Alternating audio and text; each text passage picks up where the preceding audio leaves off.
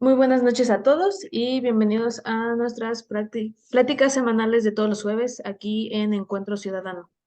El conjunto al UBAC Estado de México y los Cruzados de Cristo Rey. Les agradecemos su presencia en nuestra plática de hoy y de todas las semanas.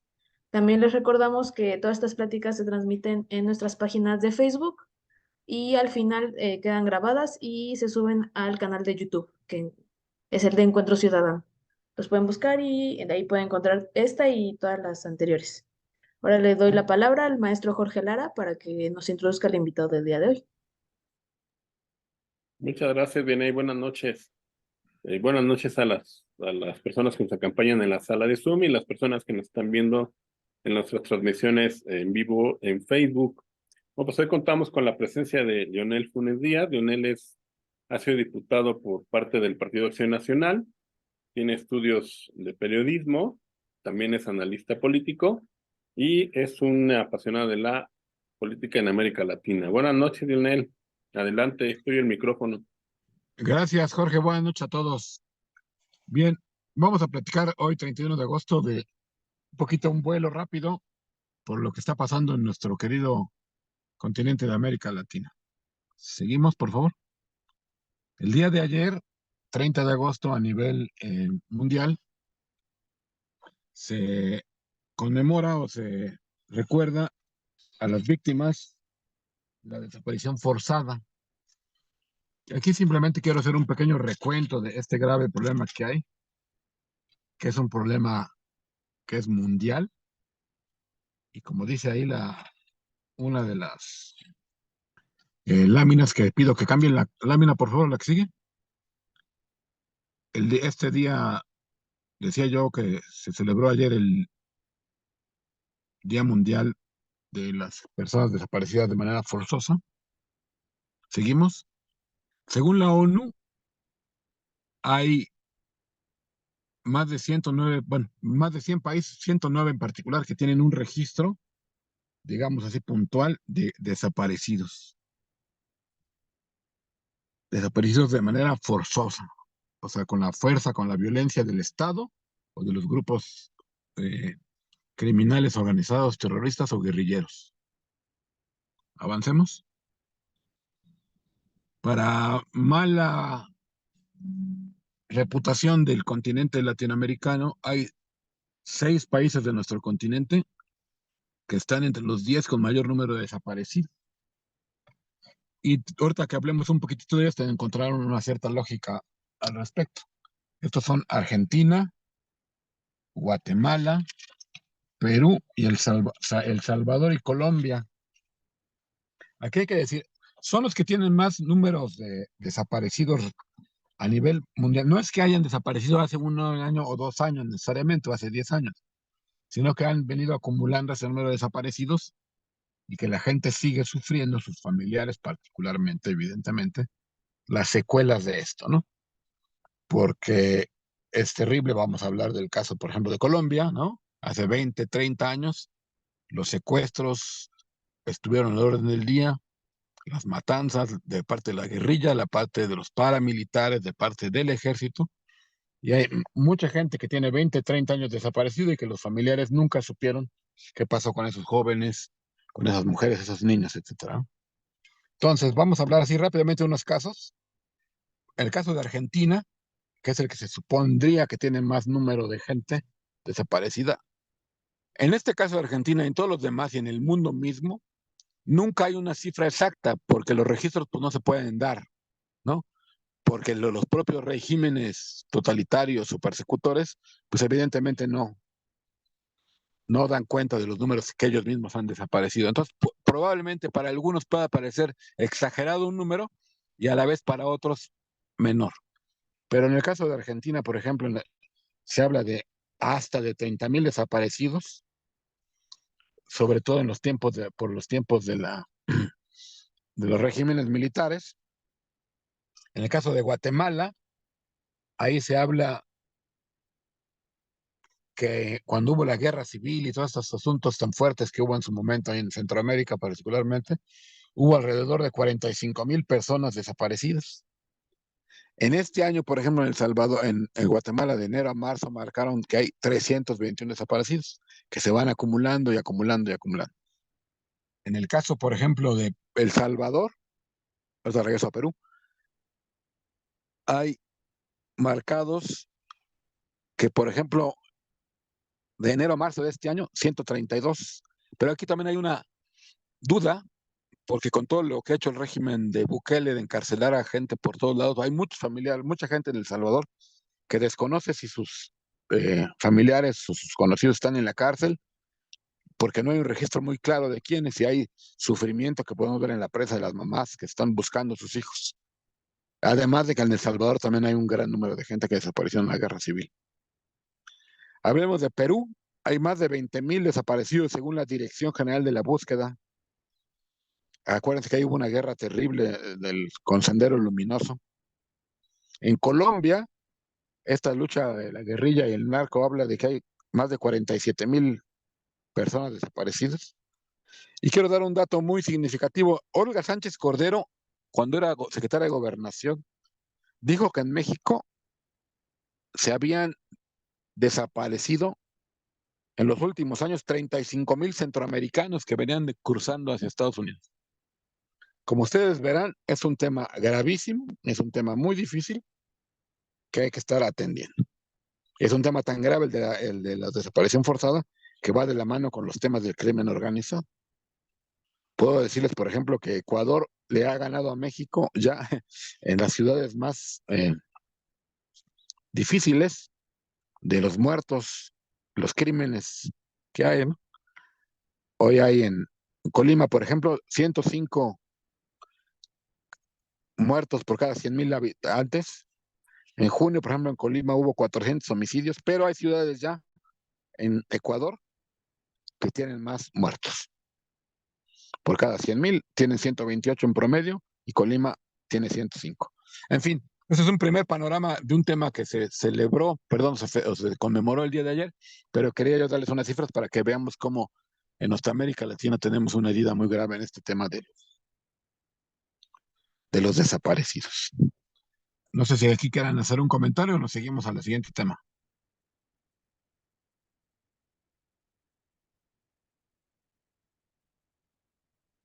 Bueno, seguimos al siguiente tema. Leonel, ¿en México hay números de desaparecidos en México? Hay un número que, insisto, es como en todos los demás casos, se habla de 97,000 o prácticamente 100,000 personas desaparecidas, que de hecho es un grave problema porque las comisiones que estaban dedicadas a esto hace poco renunciaron, los que estaban precisamente por la falta de información y apoyo del gobierno, pero se habla de 100,000 personas aproximadamente, ¿eh? Entonces es un grave problema latinoamericano. Ok, gracias. ¿En qué Y hay periodo de lugares, tiempo? y hay lugares particulares donde incluso se dice que un 20-25% de los desaparecidos son menores de edad, ¿no? O bueno, o fueron menores de edad en su momento y hoy, esperando que tengan vida, pues ya serían jóvenes, pero en su momento fueron muchos niños desaparecidos, ¿no? En fin. Bueno, luego pasamos al panorama político del continente, que yo lo resumo aquí, que hay tensiones electorales, hay violencia, ya hablamos un poquito de eso, hay un exceso de estatismo y represión. ¿Avanzamos?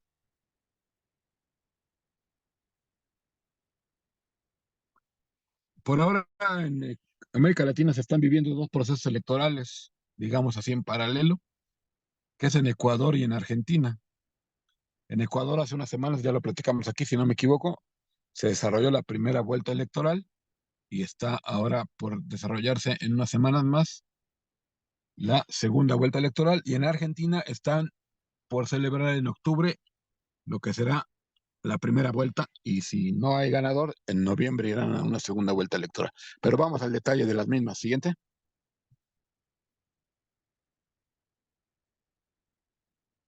En Ecuador pasaron a la segunda ronda electoral Luisa González, que como dice ahí en la imagen, es la candidata del Partido de la Revolución Ciudadana, que no es otro partido que el de Rafael Correa, el presidente chavista, digamos, que tuvo en su momento el gobierno ahí, que hoy está en el exilio, prófugo de la justicia por corrupción. Y él compite con Daniel Noboa. El caso de Daniel Noboa es interesante. En las encuestas previas a la elección, un poquito antes de que mataran tristemente a Villavicencio, ustedes recordarán que hubo un crimen contra uno de los candidatos a presidente de la República. Este joven Noboa tenía 3, 5%, 8% a lo máximo en las encuestas, pero como siempre en Ecuador, por lo menos en los últimos procesos, pasa a la segunda ronda el que menos esperan y logró clasificar, digamos así, a la segunda ronda con un porcentaje interesante de rondando los 23, 24%. Es decir, las encuestas le daban un 8 a lo mucho y subió al 24%. Las encuestas en Latinoamérica particularmente y en Ecuador en particular han fallado rotundamente. Aquí lo interesante es que la opinión pública fácil y rápida de la prensa latinoamericana y española, básicamente, que son los que más le siguen las noticias, decían que Noboa era un nuevo en la política y que apareció de la nada. Yo les quiero platicar nada más como referencia. Busquen el nombre de Álvaro Noboa. Álvaro Noboa es el papá de este joven, Daniel Noboa. Su papá compitió 5 veces por la presidencia de la República y en 3 de las mismas pasó a la segunda ronda y siempre perdió en la segunda vuelta. Entonces este joven Noboa tiene pues mucha historia en su familia, no es ningún novato porque pues, su familia y su partido político, que por cierto se llama PRIAN, el partido que su papá hizo, Partido de la Revolución de Álvaro Noboa PRIAN, ¿no? Dicen que es un novato y obviamente pues no es un novato porque en su familia llevan toda esta serie de historias de 5 elecciones presidenciales, pero bueno, él ahora se ha marcado prácticamente como favorito. ¿Por qué? Porque el partido de Rafael Correa se dice que no va a subir de 30 a 35% porque hay un anticorreísmo muy grande en el Ecuador.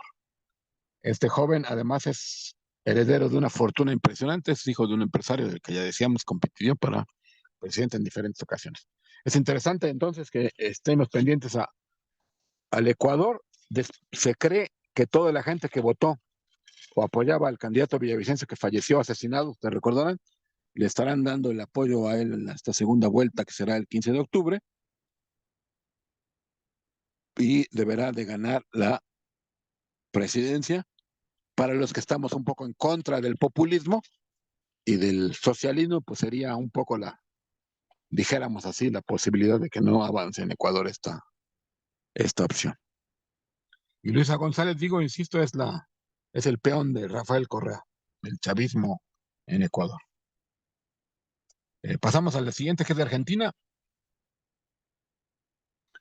Argentina es un caso importantísimo porque ahí se está generando un fenómeno muy interesante con un señor llamado Javier Milei que avanzó con un partido, La Libertad Avanza, ganó su postulación en su partido con La Libertad Avanza, competirá contra Sergio Massa de Unión por la Patria, que es del gobierno actual del kirchnerismo o el peronismo argentino, y va también punteando Patricia Bullrich, que es de Juntos por el Cambio, que vienen siendo los seguidores del partido de Macri, el expresidente de hace poquito. Entonces, aquí lo interesante es que estuvo muy cerrada la votación del PASO. El PASO son, como ya lo platicamos, las primarias abiertas, simultáneas, obligatorias de todos los partidos tienen que competir. La gente va a las urnas y escoge la boleta en la que quiere votar de qué partido, y estos 3 fueron los que avanzaron. Muy cerrado, 30 Milei, 29 Patricia Bullrich y Massa 28. Aquí todo el mundo cree que Milei deberá de ganar. Yo tengo mis dudas. Yo creo que a la segunda ronda sí va a pasar, pero va a tener un grave problema porque Milei es un candidato, digamos, que no tiene un partido con mucha fuerza en el interior del país, y el kirchnerismo y el partido de Patricia Bullrich sí tienen candidatos competidores en toda Argentina. Entonces, es decir, se va a enfrentar a 2 aparatos que yo en lo particular creo que no va a poder derrotar, por lo menos en el territorio, aunque en el discurso aparentemente sí está ganando en la batalla. Yo creo que va a estar muy cerrada la competencia entre Sergio Massa, de Unión por la Patria, que es del gobierno, y Patricia Bullrich, que es la de los de Macri, para ver quién de estas dos fórmulas competirá en segunda ronda contra este populista de derecha, Javier Milei. A ver, quisiera hacer una pausa aquí en Ecuador y Argentina, por si alguien tiene alguna pregunta, comentario. Y Leonel, ¿qué opinión tienes de Milei como político?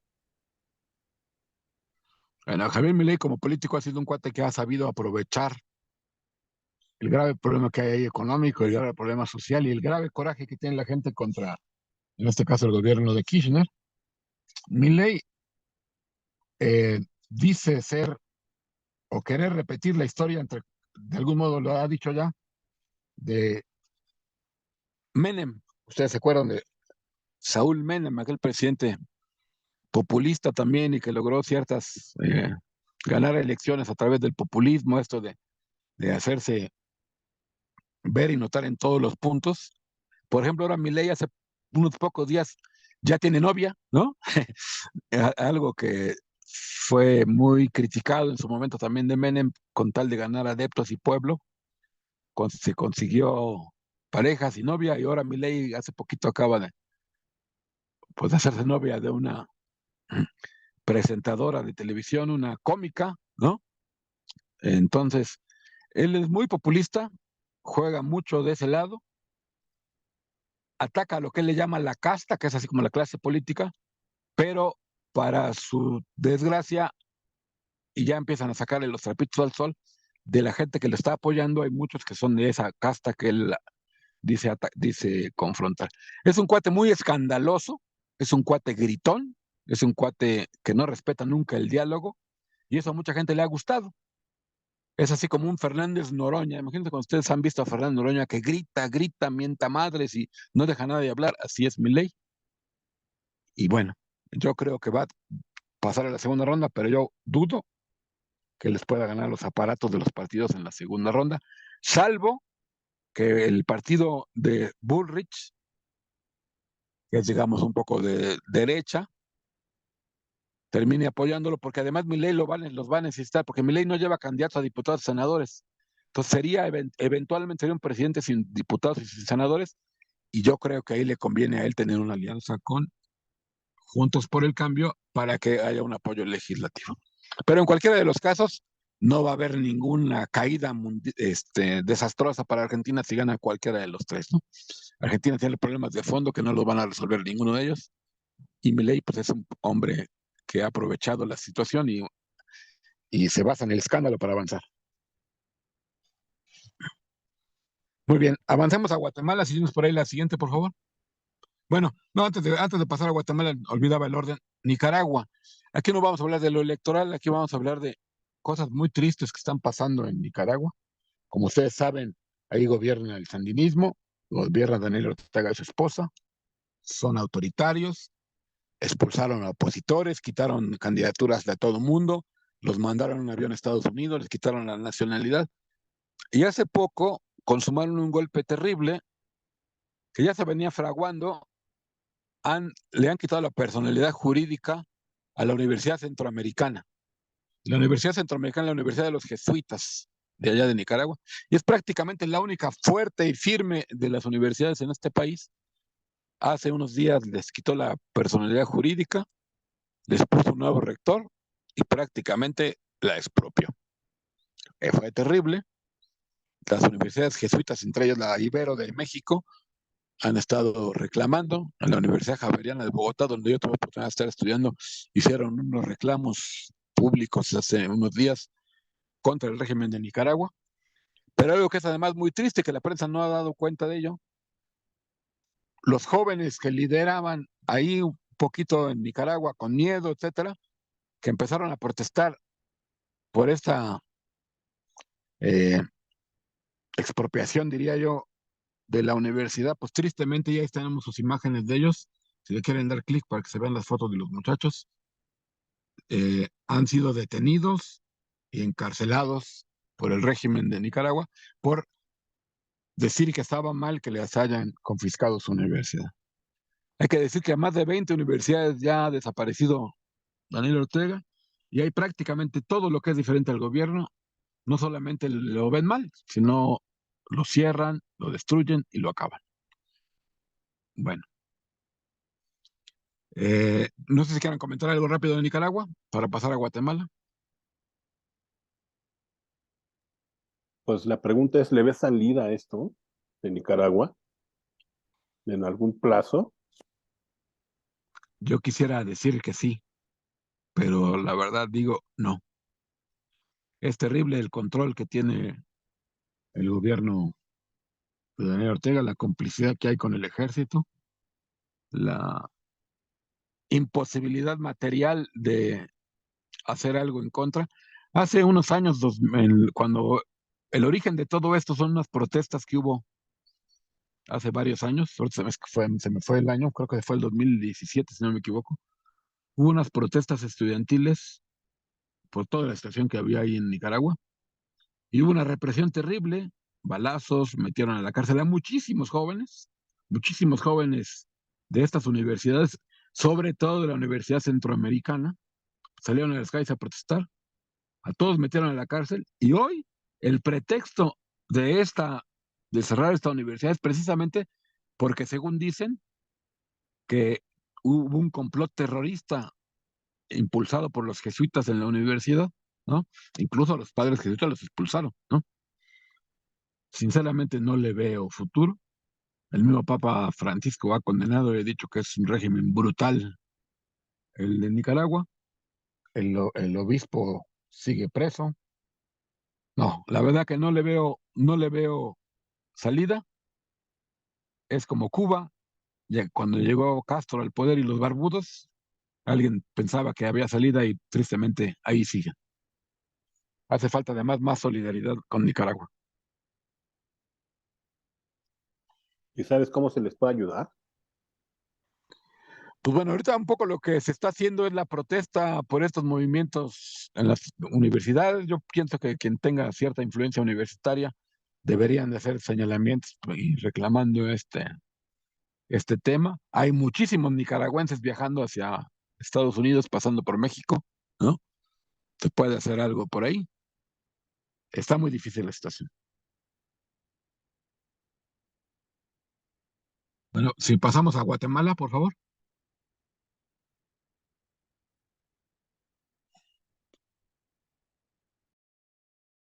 Bueno, Así es, si quieres platicar, porque creo que no se puede proyectar. En Guatemala pasó algo similar a esto que pasa en América Latina de las primeras rondas. Ya decía yo de Ecuador, ya hablamos en su momento de Perú, de cómo, por ejemplo, el presidente Castillo con 13% de los votos, 12% del apoyo popular en la primera ronda, pasó a la segunda y le ganó a Fujimori, y le ganó a Fujimori porque Fujimori era, y es todavía muy odiado ese apellido allá, y la gente dice, un Fujimori nunca más. Cada que llega un Fujimori, pierde. Ya Fujimori ya perdió, Keiko Fujimori ha perdido 3 veces allá en Perú la segunda ronda. Igual pasa en Ecuador, ya decía yo, esto indica que va a perder el correísmo porque la gente no los quiere. Y en Guatemala pasaba lo mismo, o pasó lo mismo. Este hoy electo presidente de Guatemala clasificó a la segunda ronda, a la segunda vuelta con tenía el dato ahí de 13%, 15% de los votos, logró ser el segundo más votado, porque había una cantidad impresionante de candidatos ¿cómo se llama? A presidente de la República, pero pasa contra una ex primera dama, ya habíamos platicado la vez pasada, una esposa del presidente Colón, que siendo su esposo presidente, ella quiso ser presidente, pero la ley decía que estaba prohibido que la esposa de un presidente fuera candidata, y ¿qué creen que hizo? Se divorciaron, nada más con tal de ser candidata, y obviamente eso a la gente no le gustó y perdió. Y hoy esa señora es la que competía y sacaba más votos, tenía, no me recuerdo bien, 25% de los votos. Pasaron a segunda ronda contra este señor Bernardo. Pero el partido Semilla, así se llama el partido de este presidente electo, ganan la segunda ronda de una manera aplastante, 60-40, una cosa más o menos así. Y en plena campaña electoral, el sistema del gobierno actual y de esta señora con aliado de los regímenes eh, pasados de Guatemala, quisieron sacarlo a la mala, no pudieron. Gana la elección Bernardo, este presidente Bernardo Arévalo, con el partido Semilla, y a los pocos días de que gana la elección, los tribunales electorales dicen que ese partido está ilegal y le quitan su personalidad jurídica, lo desaparecen. Y en esta misma semana, en el propio Congreso de Guatemala, ese partido Semilla, con sus pocos diputados que tenía, si no me equivoco, eran 14, les quitaron el derecho de ser diputados del partido Semilla y los obligaron. Hubo un decreto ahí en el Congreso. El partido Semilla ya no existe y son diputados independientes. Ya no son fracción parlamentaria. La situación está muy tensa. Estados Unidos y la Comunidad Europea mandaron observadores y dicen que la elección fue correcta y que debe ser este señor Bernardo el presidente, pero la otra candidata y todo, digamos así, el status quo, quieren que no llegue a ser presidente. Yo particularmente creo que terminará siendo, la presión internacional no la resistirán, pero es terrible que el partido que gana la elección durante el proceso electoral lo quieran desaparecer, gana la elección y le quitan su personalidad jurídica. Todo es con el pretexto, dijéramos, de que cuando se creó el partido hubo unas afiliaciones irregulares. La misma ley dice que no se puede acabar con un partido político cuando hay proceso electoral, pero los tribunales, digamos, que están a favor del oficialismo de allá, pues decidieron o están en la lucha por quitar. Terrible situación en Guatemala, pero bueno, esperemos que pronto se resuelva y lo mejor es que quede esta persona de presidente. ¿Algún comentario? Si no, para pasar a la última lámina, no sé si tengan la lámina. No sé, hay un problema ahí con el internet de estar. No te preocupes. Son 3 o 4 comentarios más generales. En Venezuela, regreso a lo electoral, acaba de iniciar el 23 de agosto la etapa de precampaña interna de la oposición. Ahí también es otro relajo. Está Capriles, el que compitió la vez pasada, y está María Corina Machado, que es la que está agarrando fuerza como para ser quien compita contra Maduro ahora el año que entra ahí en Venezuela, pero igual que en Nicaragua, ya la inhabilitaron. Entonces está inhabilitada, está compitiendo en las internas venezolanas, porque la ley no dice que no puedes competir en una interna de un partido, aunque tengas sanción externa. Entonces la señora dice que ella va a lograr competir. Yo creo que no va a competir y va a ser un error si la oposición nombra a una candidata inhabilitada para competir contra Maduro. Va a competir entonces Maduro contra un fantasma que no va a poder aparecer en la boleta. En eso está Venezuela. Recordando el caso de Nicaragua, de la universidad, hay que decir que en Venezuela hace unos días intervinieron a la Cruz Roja. Entonces la Cruz Roja, que es una ONG y que no es del gobierno, pues el gobierno venezolano de manera impune decidió intervenirlo, quitó a su director y hoy la Cruz Roja está pasando aceite, como dicen ahí en Venezuela, porque el gobierno ya lo tomó. ¿Por qué? Porque no le gustó que en su momento la Cruz Roja apoyó ciertos movimientos de Guaidó cuando estaba buscando ayuda internacional. Y entonces decidieron que la Cruz Roja es terrorista, que la Cruz Roja es en contra del régimen de Maduro y pues bueno, lo han tomado. Por último, quería decir 2 datos. Uno muy interesante, luego entramos al detalle. No sé si ustedes recuerdan el grupo del BRICS, que es Brasil, Rusia, la India, China y Sudáfrica. Ahora quieren ampliarse. Invitaron a Irán, invitaron a diferentes países de África, de Asia, y también a Argentina. Invitaron al gobierno de Argentina a entrar. Y aquí lo interesante es que el gobierno actual de los peronistas de Kirchner han dicho que sí quieren entrar, porque este es un bloque, dijéramos, pro chino, pro ruso y en contra de los argentinos. Pero casualmente 2 de los candidatos, como ya hablábamos hace rato, Milei y Patricia Burlich, han dicho que si ellos llegan, Argentina no va a entrar a ese grupo del BRICS, que dijéramos un grupo que hoy quiere manejar Putin, los chinos y Lula para hacerse fuertes frente a los Estados Unidos. Y el último comentario, y que vale la pena un poco para hablar de algo no feo, sino algo positivo. Hay que estar atentos porque en octubre y noviembre se va a festejar, se va a celebrar una fiesta continental, que es los Juegos Panamericanos que van a ser en Chile. Que yo creo que ayuda a eso para lograr un poco de tranquilidad y hermandad entre los pueblos de América Latina tan sufridos. Hasta ahí sería la conversación. Si alguien tiene alguna pregunta, duda. Sí, Leonel, buenas noches. Oye, ¿y qué papel está jugando, lo primero, Estados Unidos? Ya ves que pues, siempre ha sido o tiene políticas intervencionistas, sobre todo cuando se tocan sus intereses, pero no sé si ahora estamos viendo que está avanzando ahí el populismo en la izquierda, está bien amarrada, por ejemplo, en Nicaragua, pero pues no se ve que accionen o que lo vayan a hacer. No, Estados Unidos no va a intervenir. O sea, si alguien cree todavía en la idea de que Estados Unidos militarmente va a intervenir en algún país, está totalmente fuera de contexto y que Estados Unidos no va a intervenir nunca jamás, por lo menos en estos tiempos, militarmente nuevamente en América Latina. Y a Estados Unidos lo único que le importa son sus intereses económicos. Y en la medida que un régimen sea totalitario y malvado, pero le ayude a él en sus asuntos económicos, ellos no tendrán problema. El caso es que con el mismo Venezuela han hecho ya con Biden negociaciones para la cuestión del petróleo, ¿no? Dicen en el discurso que es la democracia, pero si el que no apoya la democracia me vende más barato el petróleo, pues se lo compro, ¿no? Estados Unidos, por ejemplo, en el caso de Guatemala, le decía yo, están apoyando a este Bernardo del partido Semilla, cuando se supone que ese partido es, dijéramos, un poco así, por ponerle un símil a México, es medio perredismo, digamos, ¿no? No tan, o sea, izquierdoso. Y la otra señora que ya comentábamos, sería un poco más, entre comillas, de derecha, si es que eso existe, ¿no?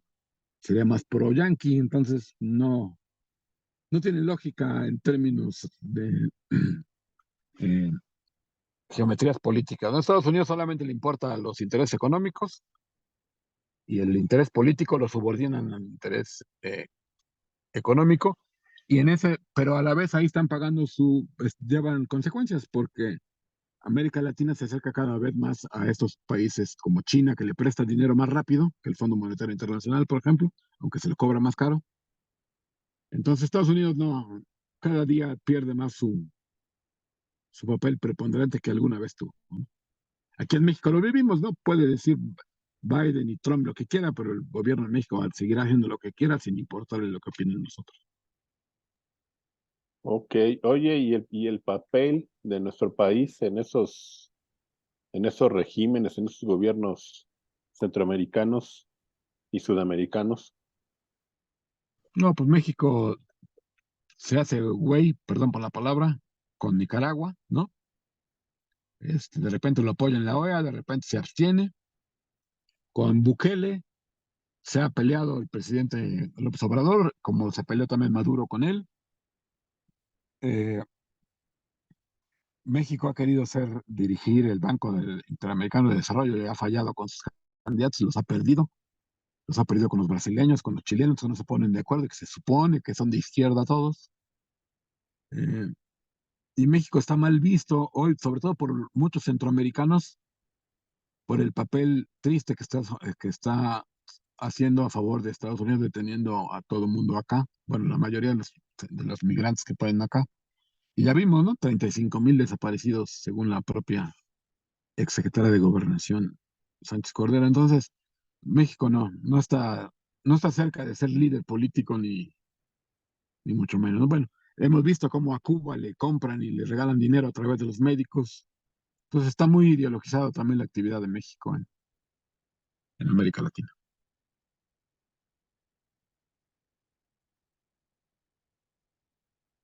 No sé si hubiera algún otro No comentario. sé, sí, exacto. Si aquí en la sala de Zoom tendrán algún comentario,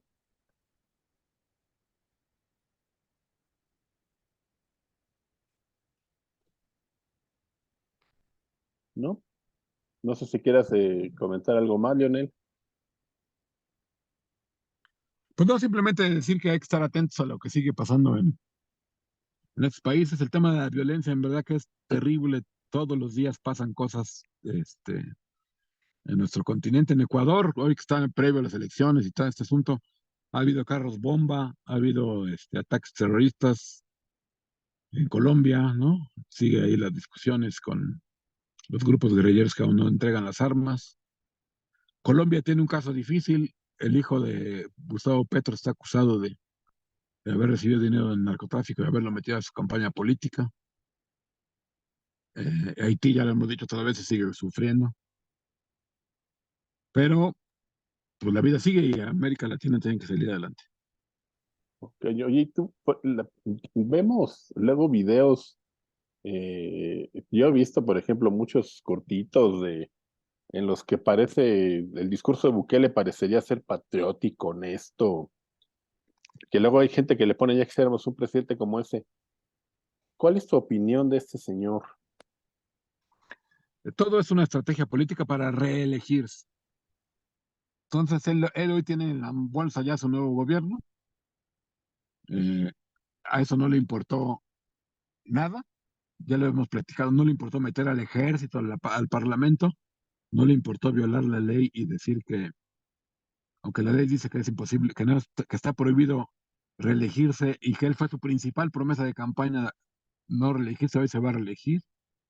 Tener controlado todo el poder judicial, meter a la cárcel a cualquiera nada más por tener un tatuaje, violar todos los derechos humanos de todos los procesos que son procesos, como son tantos los procesos judiciales son de 50, 70 muchachos a la vez, todos culpables. A la gente, a los familiares no les permiten apoyarlos, a los defensores no les permiten tener un buen juicio, un buen apoyo a los muchachos que están presos, infinidad de gente metida indebidamente. Hay un toque de queda que ya lleva prácticamente un año o más de un año. Toda oposición está detenida, ¿no? Los medios de comunicación sin papel, bloqueadas las señales, persecución todo el tiempo. No, no es un modelo a seguir, por supuesto que no.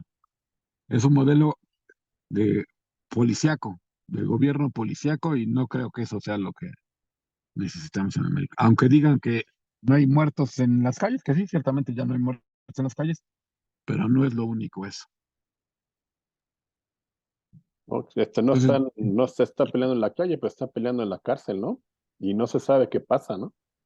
pues va a llegar un momento en que cuando, o sea, imagínense, van a construir nuevas cárceles, ciudades carcelarias, porque no hay forma de contener a tanta gente donde está. Y miren, además hay un trabajo gravísimo con los presos. No les dan comida, no les permiten salir a los patios, no les permiten la convivencia, eh, no hay el más mínimo intento de rehabilitar a nadie, ¿no? Entonces están convirtiendo las cárceles en un tema que a la larga va a explotar, ¿no? Y todo el mundo dice, los analistas políticos, que una vez que sea reelecto, va a cambiar su política y va a empezar a sacarlos otra vez, porque no va a aguantar el sistema, no aguanta un país como estos, un sistema donde todos los muchachos prácticamente están en la cárcel. Nada más imagínate otra vez, híjole, es una pesadilla, ¿no? Muy difícil. Ok, mira, aquí tenemos un comentario de Sara Funes que nos dice que así como lo has planteado, y creo que así está la cosa, ¿no? Es muy triste el panorama, pero nuestra fe nos invita a no perder la esperanza en nuestro continente y buscar las oportunidades que se den en el mismo, ¿no? En el continente para trabajar y salir adelante.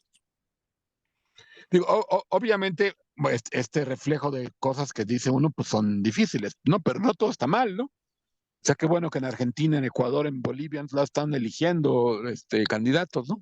Nuevos presidentes, nuevos congresos, nuevos ayuntamientos. En todo el país, en toda América Latina, en todos los países hay gente que se organiza para bien, ¿no? No es cosa de ver cualquier país, ni en Salvador que estábamos hablando, la gente organizada para ayudarle a los muchachos en las cárceles.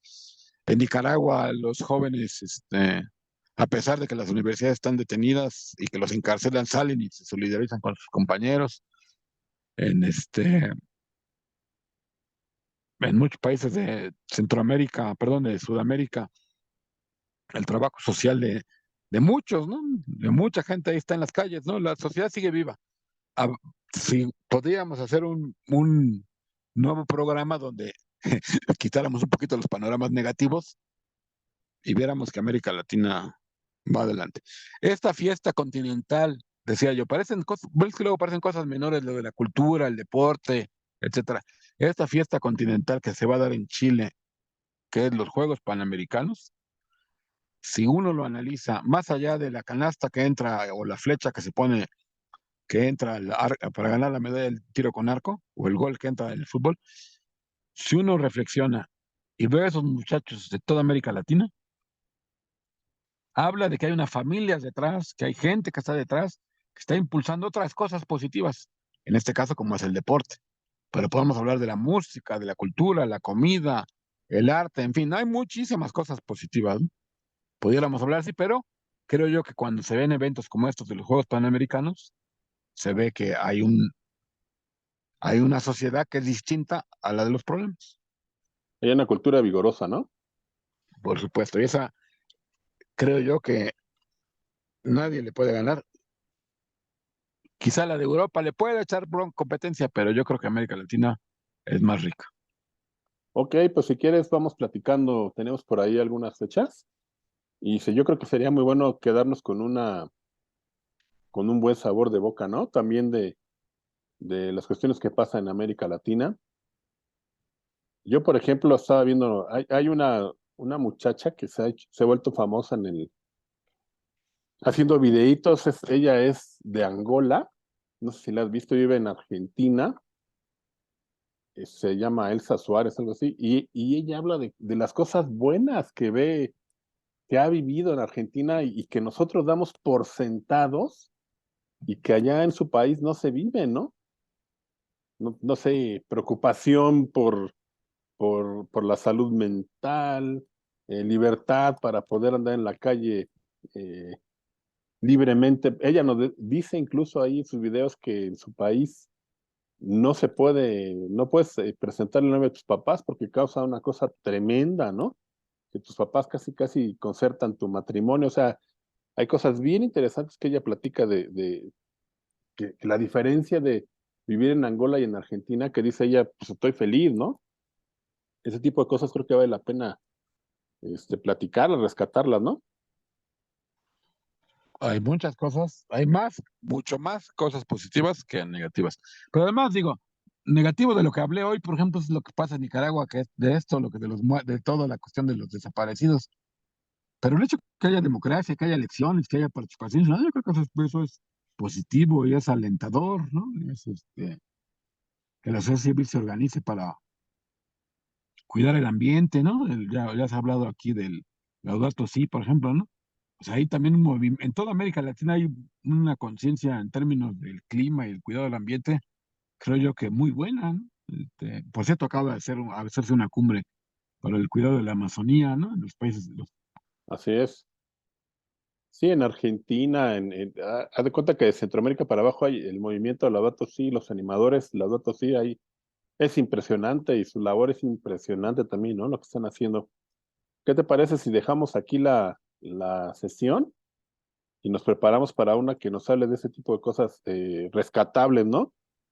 Y que también en México debemos voltear a ver y cuidar. Por ejemplo, ese tema de las instituciones, si se pueden hacer o seguir organizando elecciones libres, ¿no? Es algo que tenemos que cuidar, por ejemplo, con nuestras instituciones tan atacadas y tan dañadas por este régimen, ¿no? las universidades que hay en toda América Latina también generan conocimiento, generan cultura. Eh, la Universidad Centroamericana, esta de los jesuitas, todo el mundo reconoce que ahí hay una conciencia social muy importante que han hecho, en este caso los jesuitas, ¿no?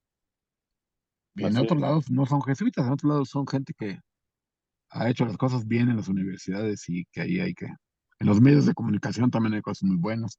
En términos empresariales también. Hoy, por ejemplo, también la comunidad latina en los Estados Unidos, ¿no? Estaba yo escuchando hace unos días que en unos años va a ser una verdadera potencia económica ahí en Estados Unidos, ¿no? Por ejemplo, quiero decirles que estos tax o tacos, no me acuerdo cómo se llama, de Bimbo, ahora que está de moda.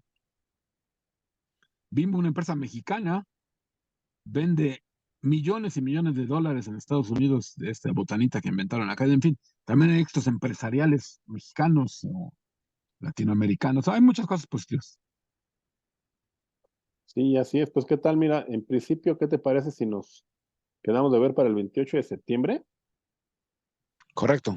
y platicamos este tipo de cosas positivas para que nos animemos, ¿no? Muy bien. Yo sigo animado. No, no hay que desanimarse porque si hablamos de África, también hay muertos, ¿eh? Si hablamos de Europa, Claro, híjole.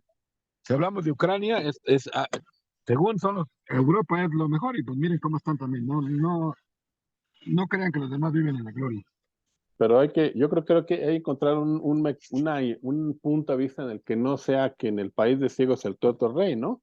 Sino realmente hay cosas bien interesantes en nuestro continente que son, vamos, que se pueden presumir y exportar sin necesidad de voltear a otro lado y ver que estamos menos mal, ¿no? Claro, porque luego se endiosa, por decirlo así, a Europa o a Estados Unidos, ¿no?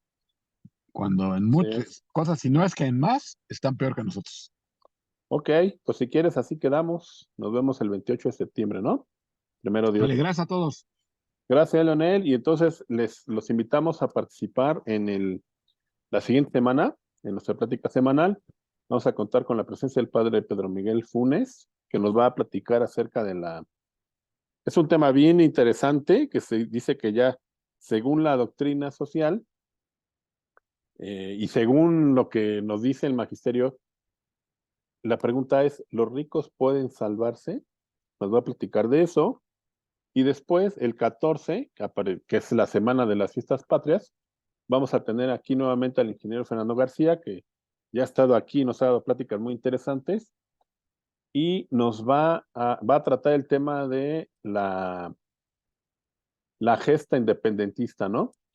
El siguiente, dentro del tercer jueves del mes, vamos a tener una plática relacionada con la educación, y entonces estaremos pensando que dentro de un mes nos veamos aquí otra vez, Leonel, para platicar de una manera bien interesante de lo que, pues no sé cómo decirle, de lo padre, ¿no? De lo bonito que es también la vida en nuestro continente. Agradecemos al público que está aquí con nosotros en la sala de Zoom y también agradecemos a Vianey Funes, siempre con su apoyo en la cuestión técnica. Buenas noches, gracias Leonel, ha sido una plática bien interesante. Gracias por tu tiempo y porque a pesar de toda esta tormenta que se desató el día de hoy, aquí estuvimos, ¿no? Hasta luego, buenas noches.